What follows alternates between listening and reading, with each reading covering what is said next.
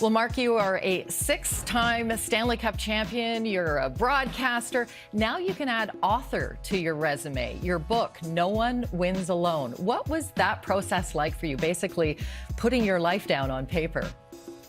Very difficult, to be honest with you. I didn't ever plan on writing a book. I had been asked many times to write a book, and I just didn't feel I had anything that was, that interesting to say. But through retirement and doing many different things, it all seemed to kind of circle back to leadership and teamwork. And I guess the big thing is I met Jimmy Roberts, who I have so much respect for as a journalist, and he had to give me his book that he wrote called Breaking the Slump, about his time he spent with golfers and the troubles that they had at certain times and how they would go about trying to get out of a slump. So we're both kind of thinking about psychology and teamwork, and just the stars aligned, and I'm really proud of the final product. In addition to the writing, you're broadcasting now. You're with ESPN. How are you enjoying that? You're really branching out into all different things. Yeah, I'm loving it, to be honest with you. I just have so much respect for the people that have done it so well over the years. I come in as a rookie with a lot to learn, but I think I can lend some experiences that I had throughout my career to the viewers. And I just think back to myself as a young boy watching Hockey Night in Canada, and Dick Irvin and Danny Gallivan and Foster Hewitt and all the great announcers growing up, and what it meant for them to bring the game alive in our living rooms. And so I don't take the position lightly. I want to be good at it. I know I got a lot to learn, but the folks at ESPN have been amazing. They've been so accommodating and patient as we weave our way through these first few shows. Well, when you look at one of your former teams, the Edmonton Oilers, obviously with Connor McDavid and Leon Draisaitl, the most dynamic duo since you and Wayne were there. But it's clear there's frustration there. We've seen it from Connor. We saw it from Leon yesterday. What was your reaction to the exchange that Leon had with Jim Matheson, a media member that dealt with you over the years? You've known him for decades. Yeah, it's you could see the frustration level on Leon and the whole entire organization, to be honest with you. I look at it a couple different ways. One is I kind of like that Leon didn't want to throw anybody under the bus or blame. I don't think the blame game is a productive solution to anything.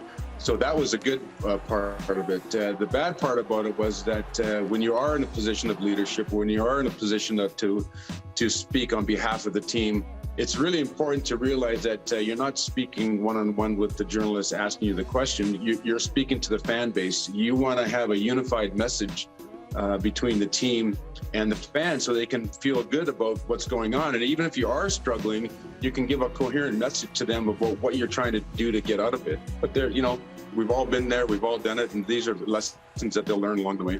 Well, tonight we've got another one of your former teams in the New York Rangers facing the Toronto Maple Leafs. What is your take on both of those teams? I mean, you know that they have the biggest spotlights on them, really.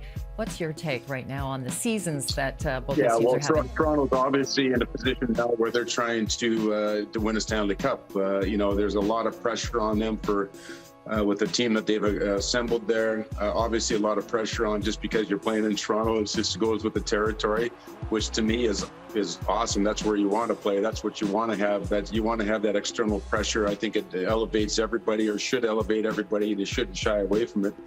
And the Rangers are, a team that has been, rebuilding for the last couple of years. I picked them to win the division this year. It might have been a little bit of a hometown pick, but I really like the team that they've assembled. They've got some great talent. They got a great young goaltender. They got a Norris Trophy winner on defense. They can score. I'm really looking forward to the game tonight, and looking forward to seeing Austin to see if he can tie that record of goals scored on the road. And it's all exciting. The Toronto's got a great young team. There's no question about it.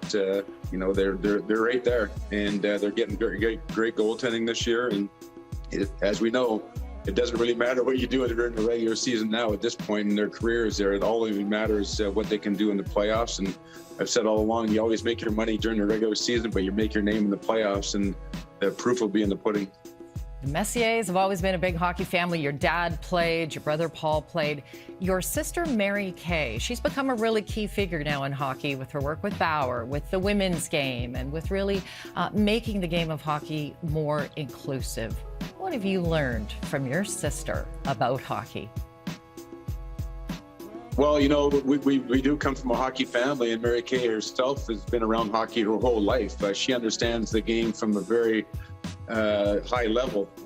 Being around the Oilers, my dad as a young girl, watching my dad coach and teach and mentor and all these young players, and of course being a couple years younger than me, being around all the Oilers championship teams. So she knows hockey at like I said, a very high level there. So for her to be in part of Bauer and growing the game from many different levels and empowering the women to get a chance to play at a higher level and increasing that awareness is incredible. I'm fortunate to have worked alongside Mary Kay for many years now, and on ice and off ice, and Bauer's lucky to have someone like that with her knowledge and with her fortitude to make a difference in the game of hockey.